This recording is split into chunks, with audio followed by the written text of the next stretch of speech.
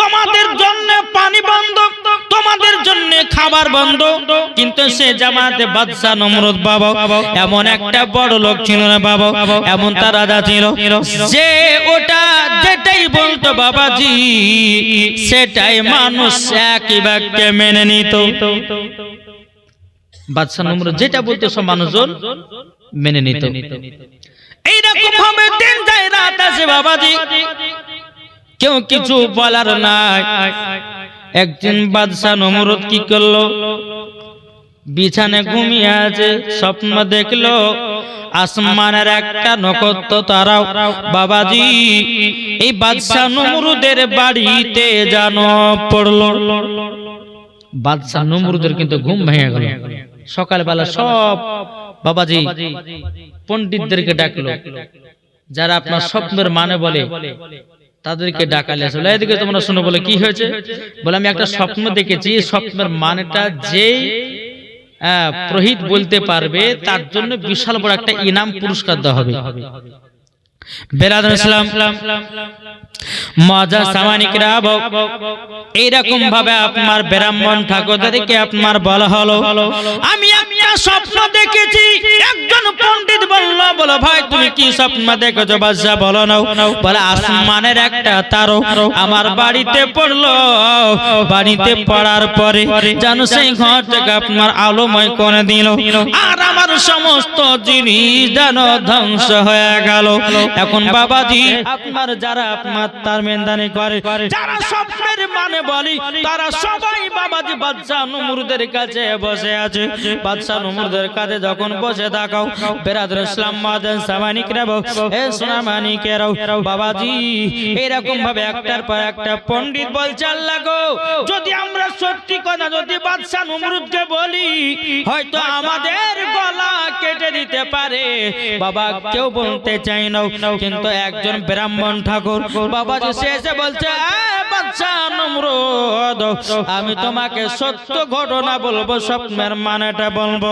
বলে কি হয়েছে বলো, স্বপ্নের মানেটা বলো। তখন বলতে লাগলো, বলে শোনো এই দুনিয়ার জমিনে এমন একজন ব্যক্তি আসতেছে তোমার সমস্ত জিনিস ধ্বংস করে দেবে।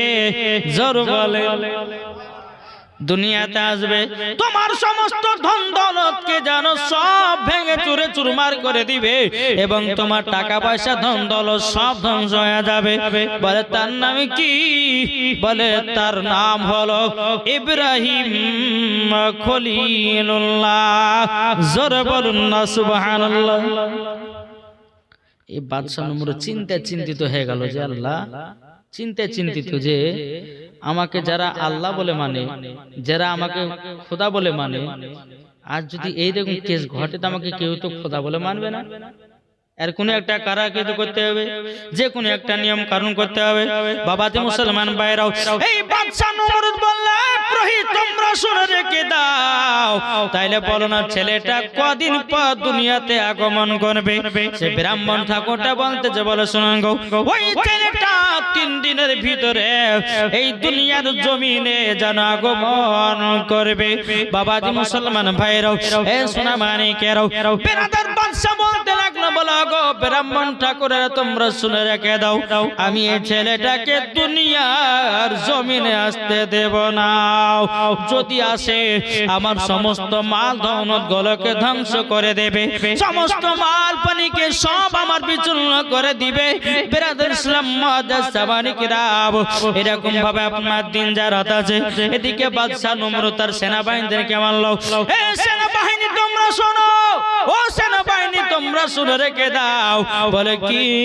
বলে এলাকার ভিতরে যতগুলি আপনার কিনা বিবাহিত মহিলা আছে এবং পুরুষ আছে তাদের সবাইকে আমার কাছে ধরে নিয়ে এসো।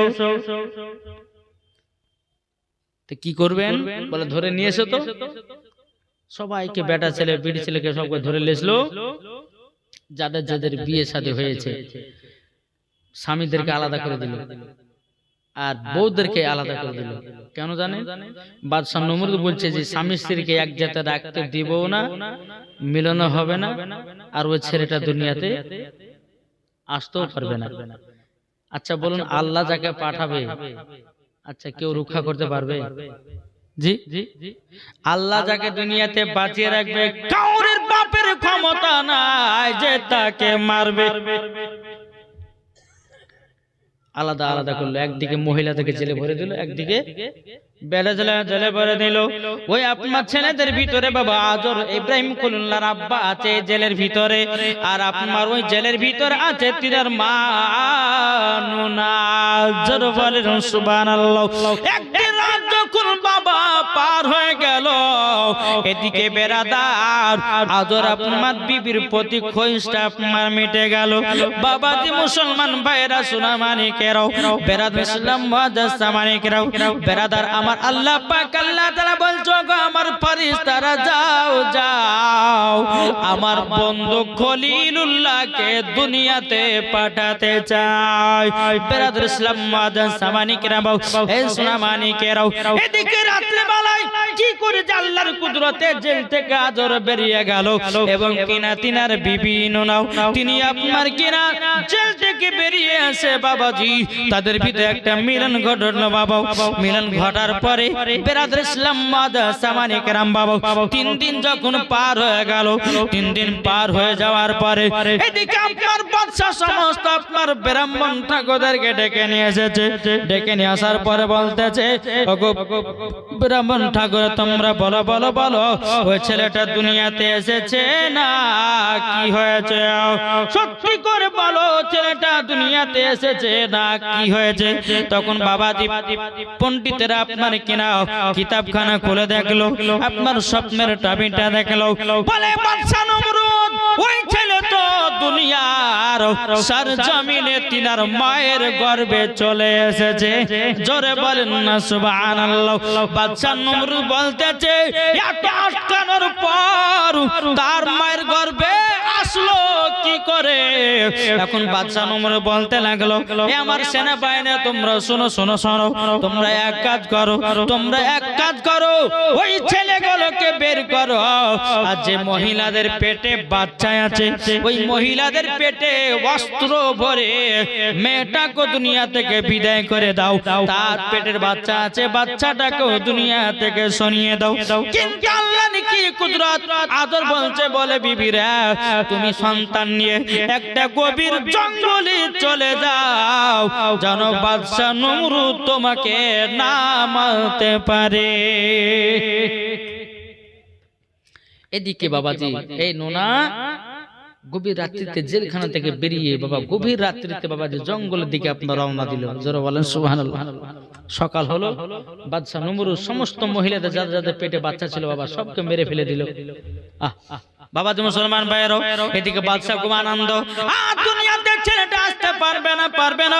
আবার বাদশা রাত্রে বেলা আরাম করতেছে, আবার স্বপ্ন দেখলো, বলে আরে বাদশা নমরুদ রে, এ বাদশা নমরুদ তোকে জব্দ করার জন্য আমার ইব্রাহিম খলিলুল্লাহ দুনিয়াতে আগমন করবে। জোরে বলেন না সুবহানাল্লাহ। এ বাবাজি মুসলমান ভাইরা, সকাল যখন হলো বাবা, এদিকে আপনার ইব্রাহিম খলিলুল্লাহর মা আপনার না আপনার জঙ্গলেতে বসে বাবাজি দুই চোখের পানি ঝরায়া ঝরায়া কান্না করে। কিন্তু নোনার ভিতরে বাবাজি খোদার ভয় ছিল, কিন্তু বলতে চাল লাগো, ওগো রব্বুল আলামিন আপনার কাছে একটা আবেদন করি, আমার গর্ভে আছে একটা পুত্র সন্তান, আল্লাহ গো এই বাচ্চাটাকে যদি আমি ঠিক মতো মানুষ না করতে পারি আমার জীবনটা তো বেকার হয়ে যাবে। বেরাদার ইসলাম মুআজ্জাজ সামানিকরাও, জঙ্গলের ভিতরে একদিন নাই দুদিন নাই 3 দিন নয় বাবা এইরকম ভাবে 1 মাস কাটালো। ও মাস 1 মাস 2 মাস 3 মাস 4 মাস এইরকম করে নিয়ে বাবাজি সুনামানিকেরাও এ নুনার গর্ভে থেকে বাবাজি দুনিয়াতে জন্ম নিল ইব্রাহিম খলিলুল্লাহ। জোরে বলুন না সুবহানাল্লাহ।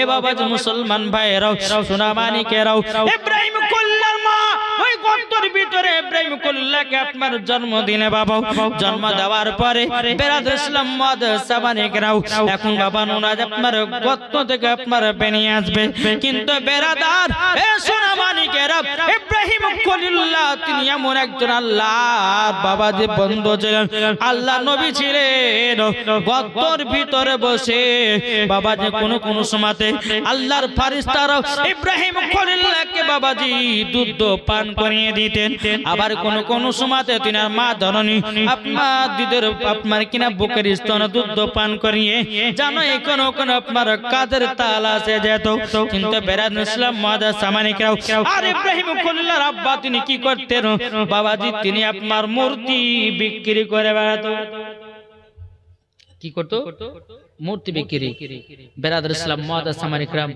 এই রকম ভাবে দিন রাত যায় আস্তে আস্তে আস্তে আস্তে বাবাজি এই রকম ভাবে ইব্রাহিম খলিলুল্লাহ গর্তের ভিতরে এক নয় দুই নয় কমসে কম বাবাজি 8 মাস লালিত পালিত হলো গর্তের ভিতরে জোরে বলেন সুবহানাল্লাহ কয় মাস বললাম 8 মাস কিন্তু মা জানেন যখন তিনার মা গর্ত থেকে বেরিয়ে কোনো কাজের দিকে যেতেন ইব্রাহিম খলিলুল্লাহ গর্তের ভিতরে একা থাকতেন তো ইব্রাহিম খলিলুল্লাহ শাহাদাত আঙ্গুলে একটা আল্লাহ পাক আল্লাহ তাআলা কুদরতি মধু দিয়েছিলেন কি দিয়েছিলেন সব সময়তে আঙ্গুলটা চুষত ইব্রাহিম খলিলুল্লাহ সব সময় আঙ্গুলটা মুখে ভরে চুষত এখন দেখবেন যে সমস্ত মায়েদের বাচ্চাগুলো হয় ওই বাচ্চারা কিছু বাচ্চা দেখেন আঙ্গুল চুষে দেখেন জি তো এই বাচ্চারা আঙ্গুল চুষে ইব্রাহিম খলিলুল্লাহর দিকে নিসবত যারা বলেন সুবহানাল্লাহ জি তো এই বাচ্চারা যে আঙ্গুল চুষে ইব্রাহিম খলিলুল্লাহ এই বাচ্চারা সুন্নাত আদায় করে যারা বলেন যেটা আল্লাহর তরফ থেকে হয় অনেকে মা বোন বলে যে এই বাচ্চাকে হাত চুষাতে হয় না কিন্তু না মা বাচ্চারা যখন হাত চুষবে মানা করবে না টানবেন না কেন বলছি টানবেন না এটা ইব্রাহিম খলিলুল্লাহর একটা নিসবত বা সুন্নাত জোরে বলেন সুবহানাল্লাহ বেরাদুল ইসলাম মাদা সামানিকেরাও এই সোনা মানিকেরাও ইব্রাহিম খলিলুল্লাহ গর্তের ভিতরে বাবা আপনার পালন হলো বাবা 8 মাস কমাস 8 মাস এখন আজর বলতেছে বলো গো বিবি আমাদের বাচ্চাটা কেমন আছে বলো না তখন বলছে স্বামী গো এখন এই জায়গাতে আলোচনা করেন না যদি বাচ্চা নমরু যদি খবর পায় আমার বেটাকে দুনিয়া থেকে চির বিদায় করে দেবে বলে না নাও খবর দেওয়া যাবে না বেরাদুল ইসলাম মাদা সামানিকরাম এই কথা যখন আপনার বলা আজর বলছে বিবি রে আমি তো মূর্তি বিক্রি করে আমার সংসার চালাই সংসার চালাই তবে শোনো বেটাটাকে এমন ভাবে মানুষ করো যেন আমাদের মূর্তির প্রতি যেন তার লোভিত থাকে আমাদের সঙ্গে যেন মূর্তি বিক্রি করে তাইলে পরে বাদশা নমর ধরতেও পারবে না বুঝতেও পারবে না এই রকম ভাবে দিন যা রাত আছে ইব্রাহিম খলিলুল্লাহ ওই গর্তের ভিতরে বাবাজি 6 বছর পার করলেন কত বছর 6 বছর এবার 6 বছর পর গর্ত থেকে বেরোচ্ছেন তিনার মাকে বলছে মা আমাদের রবকে জোরে বলেন না জি ইব্রাহিম খলিলুল্লাহ বলছে মা আমাদের খোদাকে তিনার মা বলতেছে বাড়ির মাটির ভিতরে হবে ঘরে মনমর কেন বাঁধো দালান ঘর কি ঠিক না একদিন মাটির ভিতরে হবে ঘরে মনমর কেন বাঁধো দালান ঘর প্রাণ পাখি উড়ে যাবে পিঞ্জির থেকে যেদিন তোমার মরণ হবে আসবে সকলে ঠিক না বলেন প্রাণ পাখি উড়ে যাবে পিঞ্জির থেকে যেদিন তোমার মরণ হবে আসবে সকলে তিন টুকরা কাপন পড়িয়া তিন টুকরা কাপন পড়িয়া রাখবে কবরে একদিন মাটির ভিতরে হবে ঘরে মন মোর কেন বাঁধো দালান ঘর। জোরে বলেন, বলুন তো বাবা, ইব্রাহিম খুল্লাকে আগুনে নিক্ষেপ করবে, সমস্ত মানুষ বাবা দেখতে এসেছে। এখন শয়তান বলছে 20টা বেড়াচ্ছে, 20টা মেয়েছে ডেকে নিয়ে এসো। নিয়ে আসা হলো। শয়তান বলতে গো বাদশা নমরুদ, তুমি ইব্রাহিম খুল্লাকে যদি আগুনে নিক্ষেপ করতে চাও, ওই 20টা বেটা ছেলে আর 20টা মেয়েদেরকে একই সঙ্গে একত্রিত করে তাদেরকে জিনা করাও। জিনা যেমনই করাবে ছেলেগুলো নাপাক হয়ে যাবে, নাপাকের অবস্থায় ইব্রাহিম খলিলুল্লাহকে ধরবে, আর কোন শয়তান ভিড়বে না, আপনার কিনা কোন আর ফেরেশতা ভিড়বে না। বাবা যে মুসলমান ভাইরাও, আচ্ছা বলুন না, কোন ব্যক্তি যদি নাপাক থাকে তার কাছে ফেরেশতা আসে? আসবে? আসবে না। তো বাদশা নমরুদকে যখন এই কথা বলো, শয়তান 20টা বেটা ছেলে 20টা মেয়ে ছেলেকে ডেকে নিয়েছে, একই জায়গাতে একত্রিত করে তাদেরকে জিনা করালো। জিনা করি বেটা ছেলেগুলো নাপাক হলো। নাপাকের অবস্থাতে ইব্রাহিম খলিলুল্লাহকে বাবাজি তুলবে, হ্যাঁ? আর যে মহিলাদের সঙ্গে বাবাজি জিনা করা হয়েছিল, ওই মহিলাদের কপালে লাল লাল টিকলি পড়ে দিয়েছিল কপালে। কি বুঝলাম? কেন বলুন তো? অনেক অনেক মহিলা এবার লাল লাল টিকলি না পড়লে তাদেরকে চিনতে পারবে না, পারবে কি? তো বাদশা নমরুদ বলে যায়, যারা যারা জিনা করেছে তাদের কপালে লাল লাল করে বড় বড় টিকলি মেরে দাও, যেন চিনা যায় যে জিনাকারী জিনাকারী জিনাকারী। তাই মায়েদেরকে বলতেছে, মা কপালকে টিকলি দেন না, ওই নাইদের সঙ্গে জাহান্নামে যেতে হবে। বোঝা গেছে কিছু? কেউ কপালে টিপ ব্যবহার করবে না। ওই মহিলাদের কপালে বাবাজি কি করলেন? টিপ মেরে ছেড়ে দিল। এখন বাবা যে ইব্রাহিম খলিলুল্লাহকে আগুনে নিক্ষেপ করবে, কিন্তু বেরাত মুসলিম মাদান সামানিক রে আল্লাহ পাক আল্লাহ তাআলা বলতে, আজ ইব্রাহিম জলদি করে যাও, আমার বন্ধু খলিলুল্লাহকে একটু সাহায্য করতে হবে। পরে তাই নাকি বললাও, বনে যাও বাবাজি, আল্লাহর ফেরেশতা জিবরিল আমিন টুক টুক টুক করে আসলাম। আসার পরে বাবা আমার ইব্রাহিম খলিলুল্লাহকে বলছে, বলো গো আল্লাহর বন্ধু ইব্রাহিম খলিলুল্লাহ, কিছু কি সাহায্য লাগবে নাকি? বলে, আমি সাহায্য নেব না, সাহায্য নিব আমার আল্লাহর কাছে। জিবরিল আমিন তোমার কাছে নয়, আমি আল্লাহর কাছে সাহায্য নেব। বাবা মুসলমান ভাইরা, এই সোনা মানিকেরা, এই জায়গাতে একটা বাবা ছোট্ট ঘটনা আছে। কি জানেন বাবা? ইব্রাহিম খলিলুল্লাহকে বাবা যে যখন আগুনে নিক্ষেপ করে দিয়েছি, একটা ব্যাঙ বাবা পুকুরের কাছে গেছে। ব্যাঙ ব্যাঙ পুকুরের কাছে গিয়ে হয়েছে, বলে পুকুরে একটু পানি ঢাল দিবে। বলে কেন? বলে আমার বন্ধুকে আগুনে নিক্ষেপ করেছে, একটু পানি নিয়ে যা নিভাবো। তাহলে তো বলেন, এই ব্যাঙের ভিতরে ইব্রাহিম খলিল কত মহব্বত, তার জন্য তো বলা হয়েছে কি?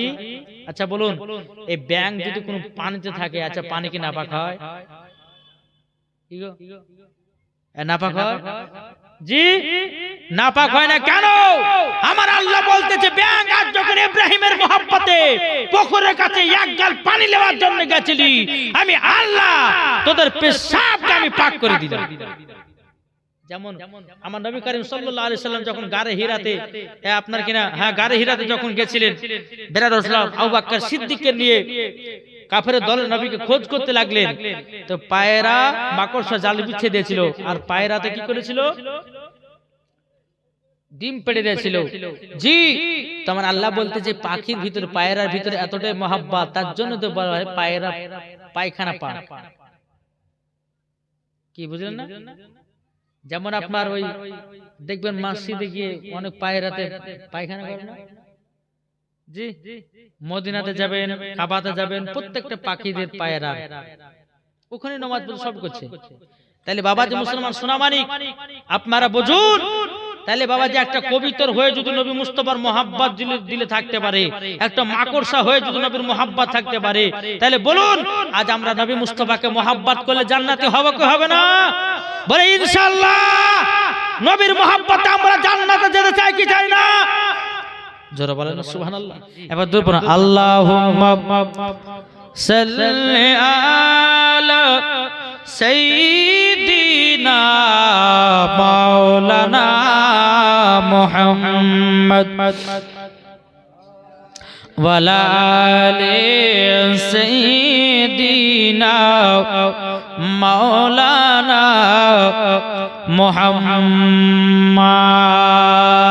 সাল্লাল্লাহু তাআলা আলাইহি সাল্লাম তো বলতেছে দুনিয়াটা মুমিনের জেলখানা সবারই হিসাব হবে তারা কি জোর হবে না দুনিয়াটা মুমিনের জেলখানা হিসাব হবে তারা জানে না নবী দিলে নবীর ভালোবাসা থাকিলে যাবে জান্নাতে নবীর প্রেমিক হলে পরে নবীর প্রেমিক হলে পরে যাবে জান্নাতে ও নবী তুমি কই কই গো নবী তুমি কই গো ও নবী তুমি কই কই গো নবী তুমি কই গো যাদের দিলে আজ নবীর ভালোবাসা যাবে তারা শুধু মদিনা দেখিলে পরে বুঝা যাই গো নবী দিবানা দেখিলে পরে বুঝা যাই গো নবী দিবানা নবীর প্রেমিক হলে পরে নবীর প্রেমিক হলে পরে যাব মদিনা ও নবী তুমি কই কই গো নবী তুমি কই গো জোর বলে তাই বাবা নবীকে মোহাব্বত করেন কাল কিয়ামতের ময়দানে নবীর মোহাব্বতে বাবা যে আমরা জান্নাত সাল্লি আলা সাইয়্যিদিনা মাওলানা মুহাম্মদ ওয়া আলা আলিহি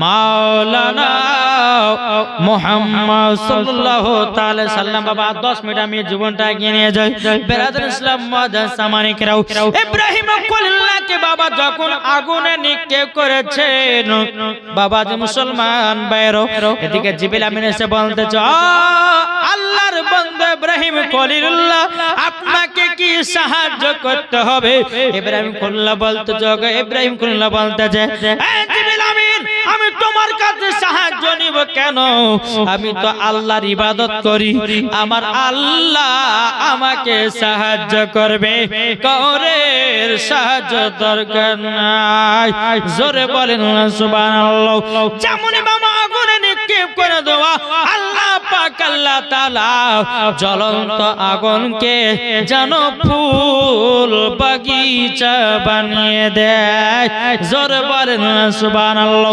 ইব্রাহিম খলিলুল্লাহ ফুলের বাগিচায় যেন বসে আছে জোরে বলেন আর এদিকে বাদশা নমরুদের বিটি ছিল তার নাম হলো সারা কি বললেন সারা সারা ওই কিন্তু জান্নাতে দেখছে যে কি ব্যাপার ছেলেটাকে আগুনে ফেললো জ্বলন্ত আগুনে আর সেই আগুন ফুল বাগিচা হয়ে গেল এতে কোন সাধারণ ব্যক্তি হবে না এই বাদশা নমরুদের বিটি আপনার ঘর থেকে বেরিয়ে এসে ইব্রাহিম খলিলুল্লাহর পাশেই দাঁড়িয়ে গেছে বাদশা নমরুদ তুই দাঁড়ালে কিসের লাগে বলে আব্বা তোমার ধর্ম বাতিল আজ ইনার ধর্ম সত্য জোরে বলে লেখে তুই আমার বিটি হয়ে ওর দিকে সাপোর্ট হচ্ছিস তোর মতন বিটিকে আমি তেজপুত্র করলাম যা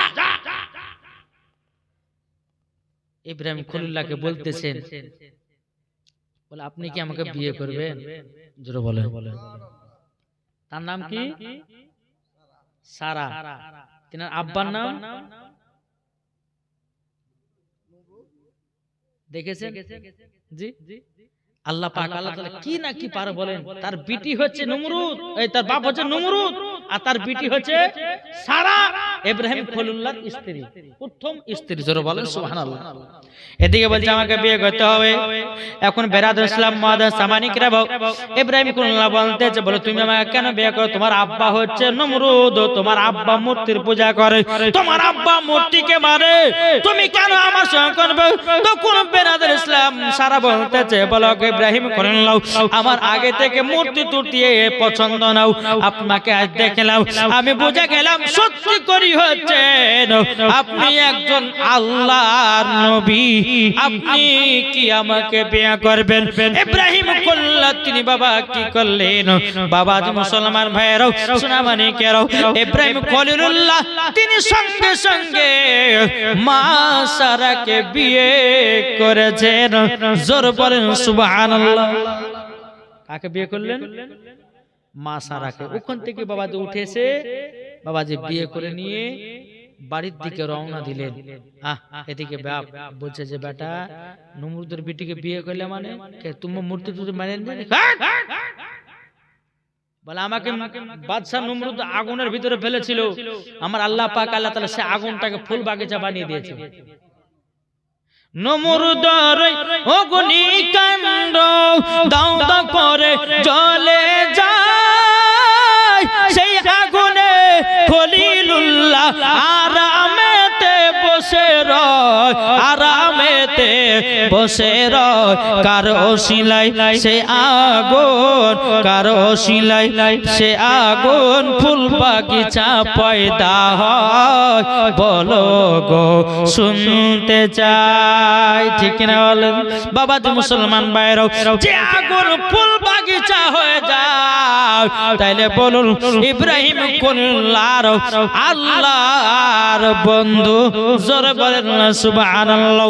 বাবাজি মুসলমান ভাইরাও, এই সোনামানিকেরাও, আপনাদেরকে বলতে চাই বাবা আল্লাহকে ভয় করো। আল্লাহ বলছে যে বান্দা আমাকে ভয় করবে, আমি তাকে সব কাজে সাপোর্টার হব, সব কাজে আমি তাদেরকে সাপোর্টার হিসাবে কবুল করব। রাস্তা যদি বিপদ পড়ে সাপোর্ট করবে কে? রাস্তার মধ্যে যদি বিপদে পড়েন সাপোর্ট করবে কে? আল্লাহ। আল্লাহ বলছে বান্দারে তোদের দিলে যদি আমার ভয় থাকে, আল্লাহ বলছে ওই বান্দাকে আমি সাপোর্ট হিসাবে কবুল করব। জোরে বলেন না সুবহানাল্লাহ। বাবাজি মুসলমান ভাইরাও, এই সোনামানিকেরাও, আপনাদেরকে বলতে চাই বাবা একমাত্র আল্লাহ এবং আল্লাহ নবীকে মহব্বত করো। আমার আল্লাহ বলতেছে মরার পরে জান্নাতি জান্নাতি। জোরে বলেন না সুবহানাল্লাহ। বাবাজি মুসলমান ভাইরাও, এই সোনামানিকেরাও, আপনাদেরকে বলতে চাই রে বাবা দুনিয়ার সমস্ত জিনিস ছাড়ো, আল্লাহকে ভয় করো। কবরেও শান্তি, আখিরাতেও শান্তি। কি ঠিক না? জি। ইব্রাহিম খলিলুল্লাহ যখন মা সারাকে বিয়ে করে বাড়িতে গেলেন, বলছে বেটা তাহলে তুমি কি? না না মা, আমি একমাত্র আল্লাহরই বান্দা। তিনার আম্মা জান, তিনার আব্বা জান বলছে বেটা তুমি যখন এরকম করেছো বেটা আমাদেরও খুব খুশি হলো যে তোমার বিবি মুসলমান হয়ে গেছে, তোমার বিবি তোমার কলমা পড়ে মুসলমান হয়েছে। বেটা শুনো, আমি তোমাকে একটাই কথা বলি, এই রকম ভালোবাসা মোহাব্বত কিয়ামত পর্যন্ত রাখবা, জানো এই সারা জানো আল্লাহর নেক বান্দি জানো হতে পারে। জোরে বলে জি। বহুত বড় লম্বা জীবনী, যেহেতু 3 দিনের জীবনী করেছেন আলহামদুলিল্লাহ, আরো শুনতে পাবেন। কালকে বিয়ের ঘটনাটা ইনশাআল্লাহ বলবো। সে দ্বিতীয় নাম্বার স্ত্রীর নাম ছিল, কার মনে আছে? মা হাজেরা। জি, এই মা হাজেরার গর্ভে থেকে সন্তান হয়েছিল হযরতে ইসমাঈল, যাকে কুরবানি করার জন্য নিয়ে গেছিল মিনা মাঠে। বিস্তারিত আলোচনা কালকে ইনশাআল্লাহ আপনারা শুনতে পাবেন। আল্লাহ তাআলা যেন জান্নাতি বানিয়ে জোরে বলেন আল্লাহ আমিন। একটা নাত রাসূল বলবো, দিয়ে ক্যাম করব। একবার দূর পড়ো, আল্লাহুম্মা সাইয়্যিদিনা মাওলানা মুহাম্মদ ওয়া আলা সাইয়্যিদিনা মাওলানা মুহাম্মদ সাল্লাল্লাহু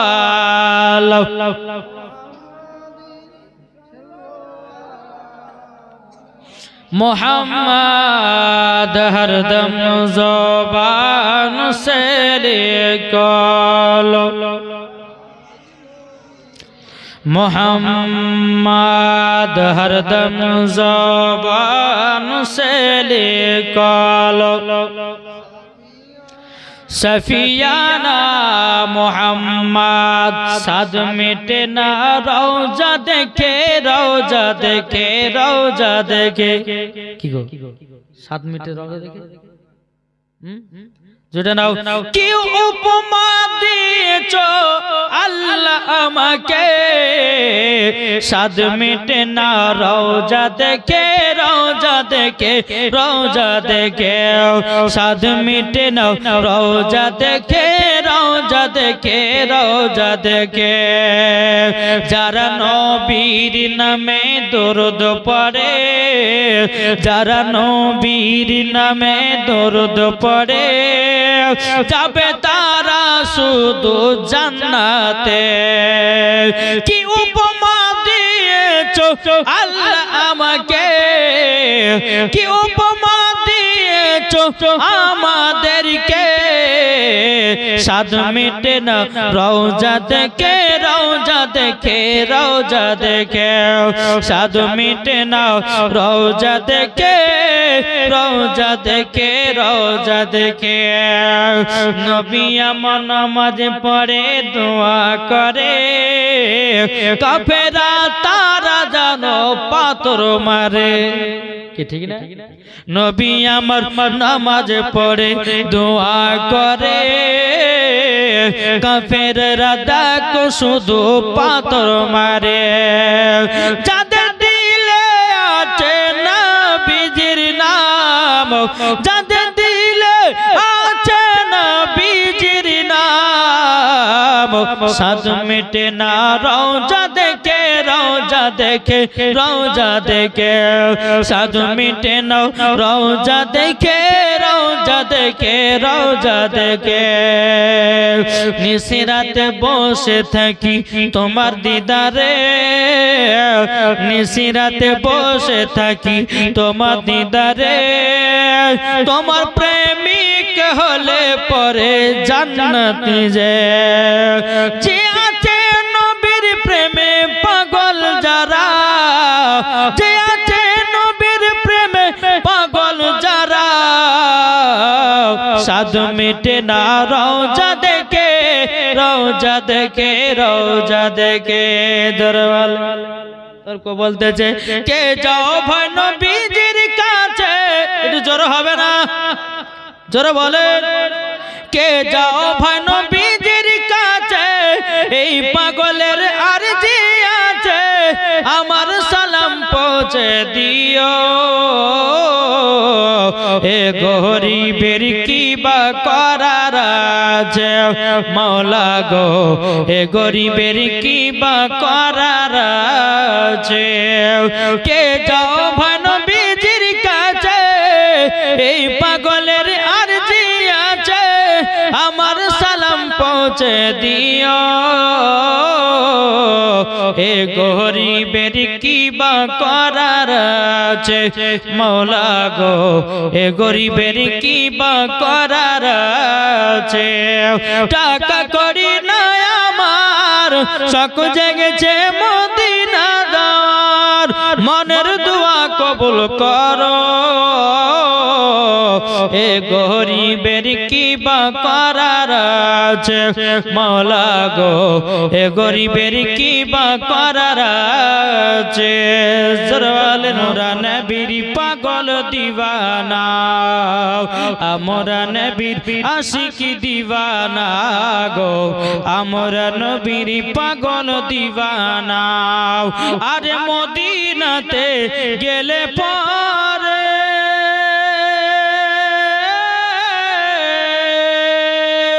সকল আশা পূর্ণ হবে আরে মদিনাতে গেলে পরে সকল আশা পূর্ণ হবে নবীর ভালোবাসা থাকলে নবীর প্রেমিক থাকলে পরে জান্নাতে যে হওয়া যায় আমরা নবীর আশিকি দিওয়ানা গো আমরা নবীর পাগল দিওয়ানা জোরে কানো সুবহানাল্লাহ।